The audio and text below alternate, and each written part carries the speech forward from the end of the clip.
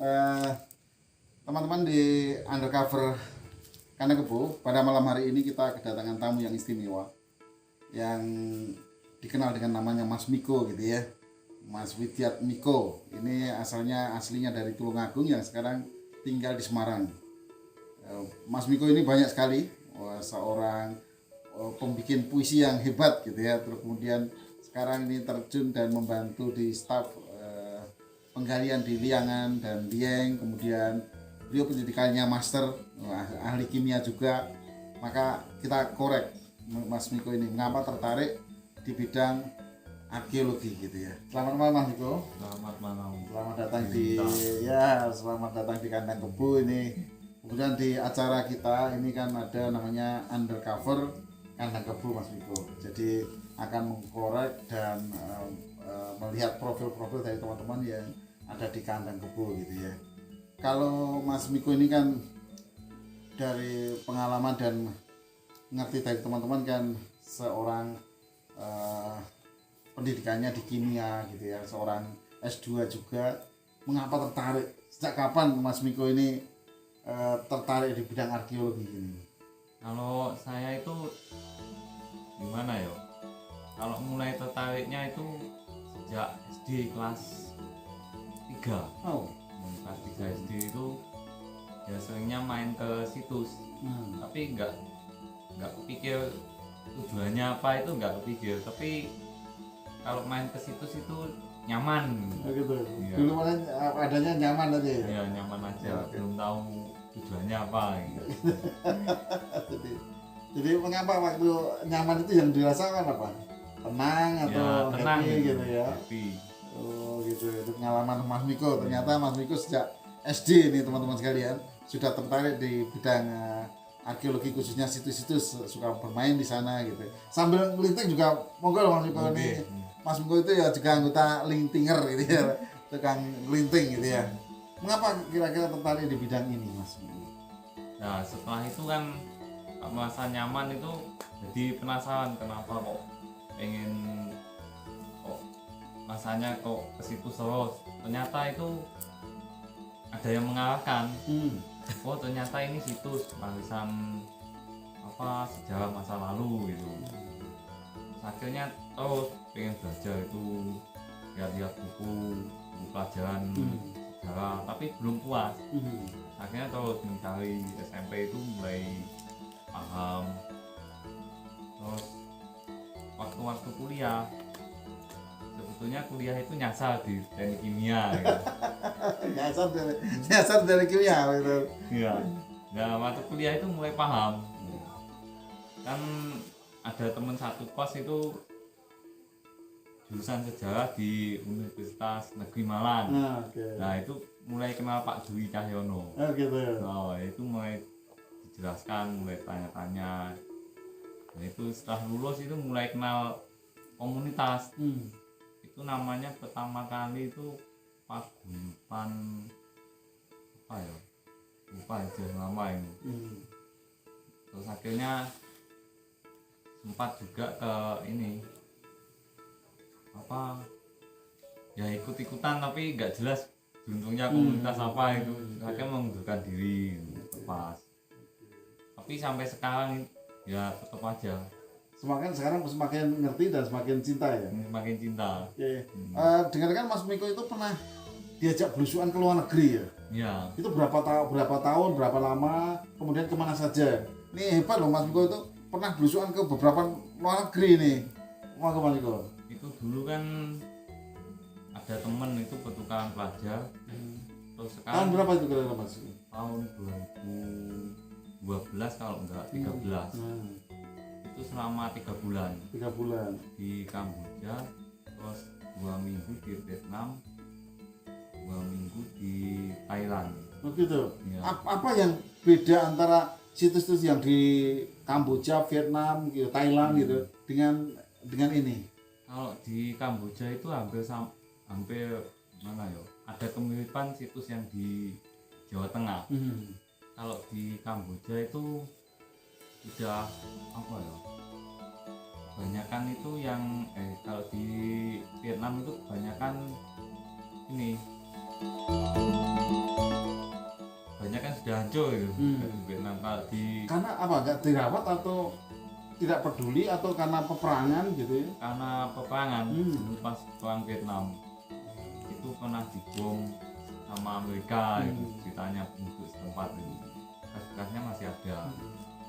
Memang tujuan waktu ke Thailand, ke Kamboja itu memang mau belusuan itu atau ada apa ya? Ada tugas yang lain dalam tukar pelajar tadi? Itu kan sebetulnya diajak kerja di UNESCO. Oh gitu, kerja. Apa keterangannya itu restorasi, tapi sebetulnya apa setelah di sana itu malah restorasinya cuma sehari. Tapi lainnya jalan-jalan. Lainnya Selama 3 bulan itu. selama 3 keren. bulan diajak belusuan sama orang sana. Gitu. Pengalaman yang menarik di belusuan di luar negeri seperti apa? Kalau menurut sejarahnya itu sejarah lokal itu malah gini, pengalamannya itu ada hubungannya dengan Jawa itu ceritanya orang sana itu. Jadi di sana itu ada kerajaan yang namanya kerajaan Chenla sebelum kerajaan Angkor. Terus apa kerajaannya itu diserang orang Jawa itu katanya. Terus setelah itu putra mahkotanya diculik di Jawa, disekolahkan lagi. Setelah di sini dibesarkan, dibawa pulang ke sana mendirikan kerajaan Angkor. Jadi kerajaan sebelum kerajaan Angkor yang sekarang gitu ya. Berarti ada dulu udah ada hubungan apa ya dengan Jawa gitu ya. Oke. Jadi menarik sekali nih.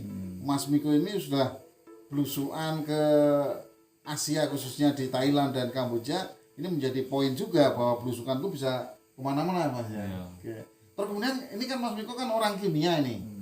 Yang urusannya ke rumusan kimia itu tiba-tiba kok sekarang ke arkeologi nyambung atau enggak? Ya sebetulnya nggak nyambung. Ya itu dulu kan saya itu pengennya ke arkeologi, tapi nggak tahu mau kuliah di mana, itu nggak tahu. Terus akhirnya ya dapatnya teknik kimia, ya masuk teknik kimia gitu. Kira-kira ada nggak ilmu dari Mas Miko itu teknik kimia kemudian diaplikasikan di arkeologi? Kalau itu ada ini. Itu saya kan pernah bikin lem batu dari getah tumbuhan. Wah ini menarik nih teman-teman. Mas Miko pernah membuat eksperimen getah tumbuhan menjadi lem untuk menyambung batu-batu. Ya. Nah, kalau boleh dapat bocoran sedikit ini biar teman-teman undercover ini juga bisa mengikuti. Kira-kira seperti apa sih Mas? Itu lem tumbuhan itu kayak getahnya tumbuhan yang sudah membeku itu dipanaskan, nanti dicampur bubuk batu, itu bisa buat lem. Katanya juga sama. Pohon apa itu ya? Itu pohon akasia. Pohon akasia. Ya. Itu bisa dibuat lem ya. Bisa. Dipanaskan berapa derajat gimana Bu? Itu enggak, pokoknya sampai cair. Sampai cair, kemudian dioleskan aja. Iya, kemudian digaduknya sampai garing. Garing. Selain ada lem itu ada lagi untuk jamur, batu, candi dan sebagainya. Itu pernah bikin ekstrak daun salam. Ekstrak daun salam. Itu bisa untuk membunuh lisen. Untuk kerak-kerak jamur itu. Iya, kerak jamur. Caranya? Ya cuma ini. Daun salam dipetik. Dipetik terus dihancurkan. Nanti difermentasi. Nanti disaring, dicampur apa ya namanya? Itulah kapur itu airnya itu bisa. Terus nanti disemprotkan atau dioleskan? Dioleskan. Terus tutup plastik. Oke, berarti kalau candi-candi biar tidak menggunakan kimiawi karena membantu perusakan atau pelapukan, bisa dengan herbal ya? Iya. Oke, keren kan ini. Ternyata orang kimia bisa membantu di dalam pelestarian atau perawatan daripada candi gitu ya. Oke Mas Miko, ini tadi berkaitan dengan ilmu Mas Miko gitu. Dengar-dengar Mas Miko punya pengalaman spiritual ya, masa kecil gitu. Itu gimana sih? Nah kalau itu kan dulu kan rumah saya kan dekat Sungai Berantas. Nah terus biasanya kalau anak pas 2 SD kan pulangnya jam 10. Oke. Nah ibu saya itu nggak bisa jemput. Nah tiba-tiba ada ibu-ibu yang ngomong, oh ibu kamu nggak bisa jemput, yang jemput aku. Nah akhirnya Itu orang gitu. orang Oke, ibu-ibu. ibu.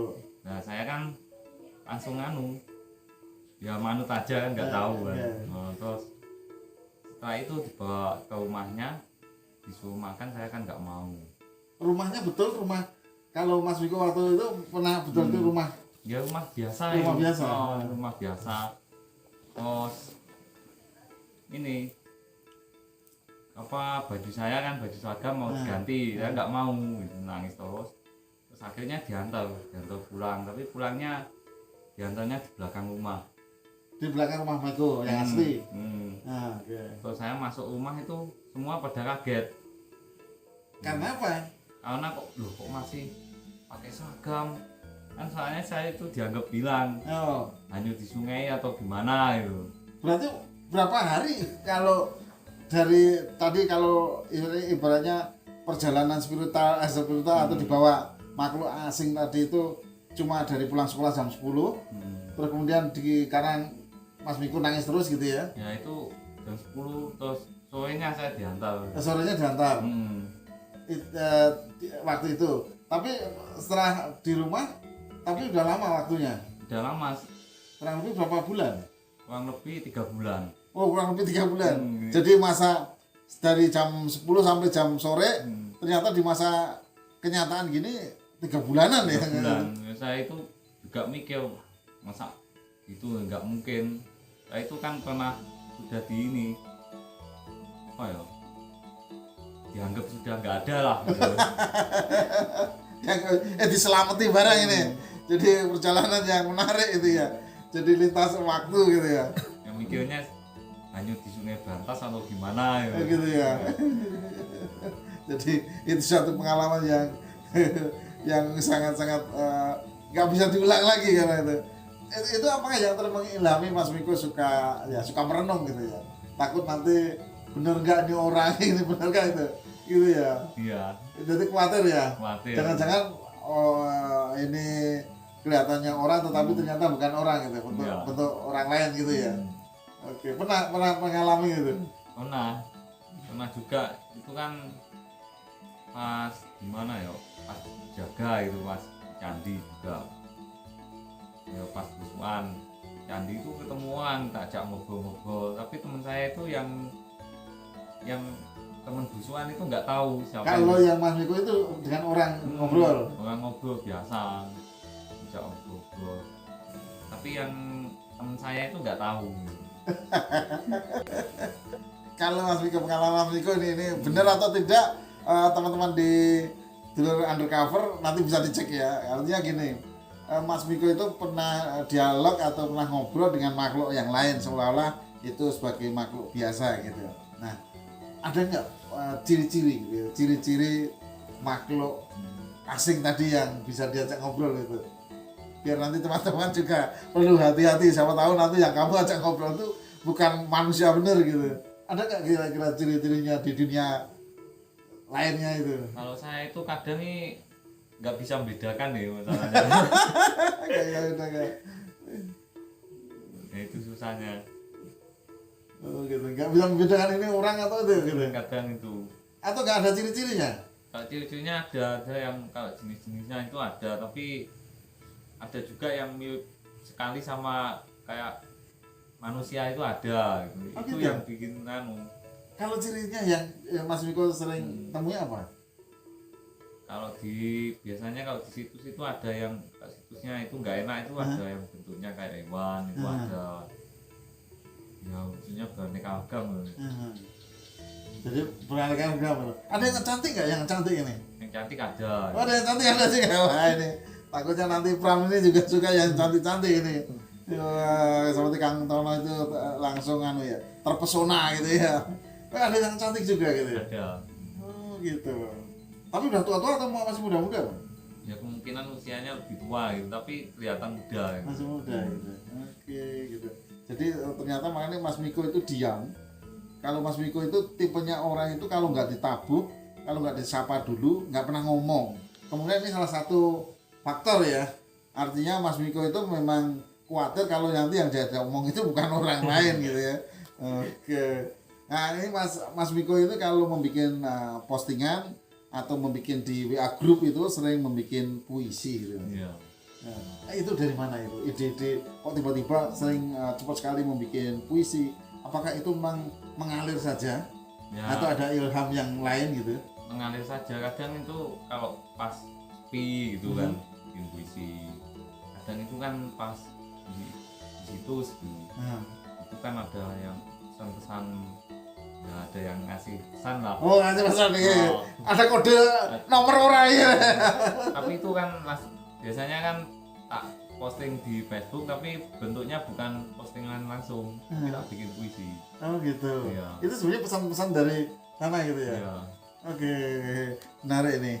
Ada pesan-pesan yang dibutuhkan dalam puisi gitu. Puisi. Nah, biasanya apa itu? Ditemui pas Mas Miko merenung atau gimana itu? Kok Ya. mendapatkan itu? Tiba-tiba terus bisa menulis gitu. Itu kan sering biasanya tak catat. Masih ada catatannya, tapi kalau pengen tahu ya buat temen-temen. Oh gitu ya. Tapi kalau untuk umum itu kan nanti mikir itu bisa ngopo gitu. itu ada pas ya sebetulnya ketemu apa ya, ketemu makhluk gitulah. Terus ngobrol-ngobrol biasanya ngasih petuah atau apa gitu kan, tak tulis terus tak bikin puisi gitu. Gitu. Jadi apa itu namanya? Membuat puisi itu yang paling berkesan di mana Mas? Kalau saya itu biasanya di ini Candi Dadi. Candi Dadi itu mana, sebelah mana itu? Itu di Tulungagung. Oh, di Candi Dadi sebelah di Tulungagung ya. Apa yang menarik di sana? Menariknya itu ketemu apa ya? Ketemu kayak ya orang tua lah. Itu saya kan nggak nganggep, ya nggak merasa kayak apa ya, kayak bangsa gitulah. Ketemu ya biasa, ngobrol-ngobrol biasa, terus ngasih wejangan gitu. Wejangannya Dia itu wujudnya apa? Orang tua orang atau tua. pendeta atau ustadz mana gitu? Ya orang tua biasa. Orang tua biasa gitu. Itu wejangannya tentang kehidupan. Nah, ngasih wejangan tentang itu, terus cuma tak tulis. Tapi ya itu, terus akhirnya tak bikin puisi. Yang Jadi menjadi puisi. Mas Miko kira-kira puisi yang setiap hari diproduksi kadang-kadang 2-3 kali tadi itu kalau sekarang berapa jumlahnya? ya, Sudah nggak terhitung ya? nggak terhitung. Semoga nanti ini Mas Miko itu karyanya produktif gitu ya. Moga-moga nanti bisa dibukukan teman-teman sekalian. Itu menjadi karya Mas Miko yang mahal gitu. Karena Mas Miko ini kalau pas nge-share di grup itu kadang-kadang nggak lihat waktu gitu. Baru teman-teman di grup asik membicarakan, tiba-tiba Mas Miko muncul itu yang namanya puisinya gitu ya. Boleh di salah satu puisi. Oh, puisi. Moga Mas Miko. Mana ya puisinya? Yang mana gitu. Bisa nganggo HP juga boleh. Yang mana puisinya? Nggak hafal ya. Nggak hafal ya. Mas Miko ini tipe yang HP-nya soalnya tak catat, ini catatannya banyak yang hilang ya. gitu ya. Mas Miko itu pinter membuat puisi, tetapi suruh membaca puisinya sendiri uangnya tak ampun ini. Moga-moga masih ada biar satu puisi yang Mas Miko wejangan tadi itu bisa teman-teman bisa mendengarkan kira-kira seperti apa ya. Ini memang tipe-tipe orang itu bermacam-macam. Ada yang memang pinter ngomong gitu ya, tetapi ada juga yang pendiam. Jadi ini menjadi poin yang menarik gitu ya. Ya, kalau udah ketemu bilang sama Mas Miko ini, nanti akan mencoba mendengarkan suaranya Mas Miko membaca puisi ini seperti apa gitu. Karena ini menjadi suatu kelebihan Mas Miko gitu ya. Karena Mas Miko itu pernah mengalami tadi perjalanan dengan makhluk yang lain waktu disebut dari sekolahan gitu. Jadi Mas Miko itu asiknya di puisi. Jadi kadang-kadang puisi itu Mas Miko mendayu-dayu juga gitu. Bisa ketemu Mas Miko?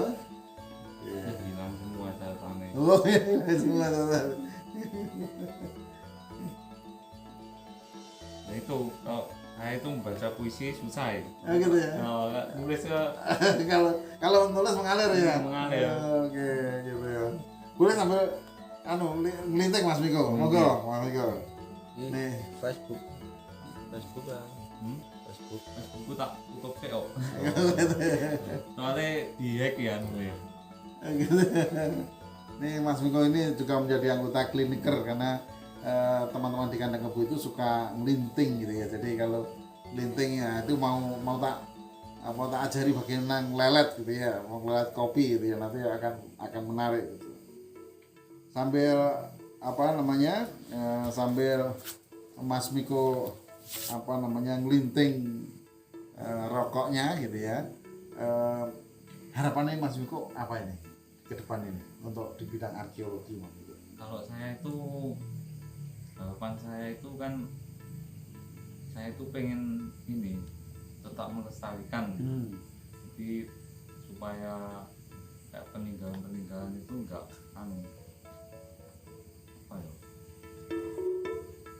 Rusak lagi, enggak punah lah. Oke.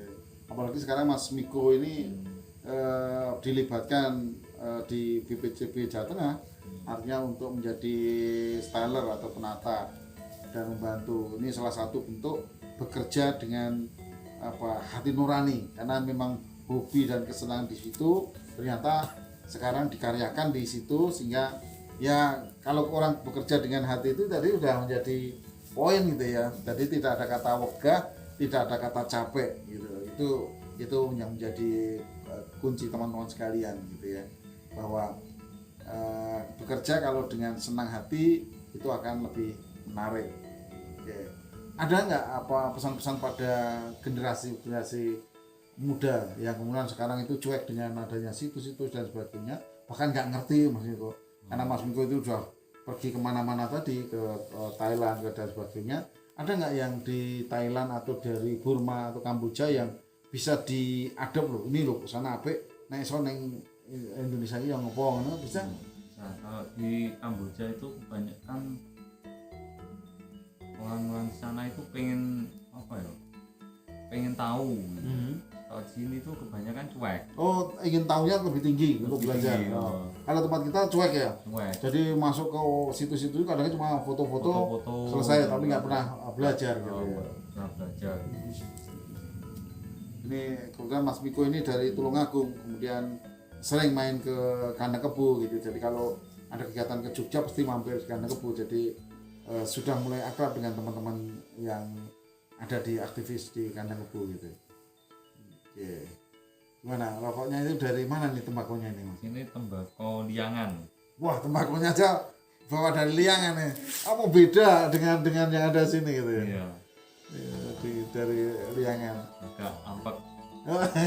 Oke. Ada yang menarik di liangan, Mas Miko? Ada, itu liangan ini situsnya itu masih gimana ya? Masih penuh misteri. Oh gitu, wah ini penuh misteri nih. Kalau dengan misteri-misteri saya suka ini ya. Gimana maksudnya? Misterinya seperti apa itu? Misterinya ya banyak Pak Di. Itu kan banyak yang masih tertutup.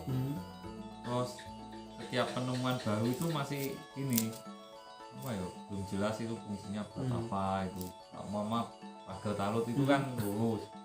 Itu dicari sebelah sana itu ternyata belok. Terus ada ruangan yang kecil itu buat apa? Jadi penuh penasaran gitu ya? Penuh penasaran itu. Mungkin nanti teman-teman yang ada di liangan cepat menemukan bagaimana keadaan itu sebenarnya apa, apakah kehidupan masa lalu, waduh, pemukiman dan sebagainya, itu masih menjadi misterius dan itu menjadi menarik untuk dipelajari lagi gitu. Saya kira gitu teman-teman sekalian di Undercover Kandang Kebu malam ini yang dengan Mas Miko sudah menularke pada kita tentang mengapa dia tertarik seorang S2 gitu ya di bidang kimia, tiba-tiba sekarang menekuni di styler di arkeologi dan sebagainya, bagaimana pengalaman spiritual dan sebagainya udah disampaikan tadi. Gitu teman-teman sekalian, terima kasih Mas Miko. Bisa salam kepada teman-teman sekalian. Ini Undercover Kandang Kebu itu.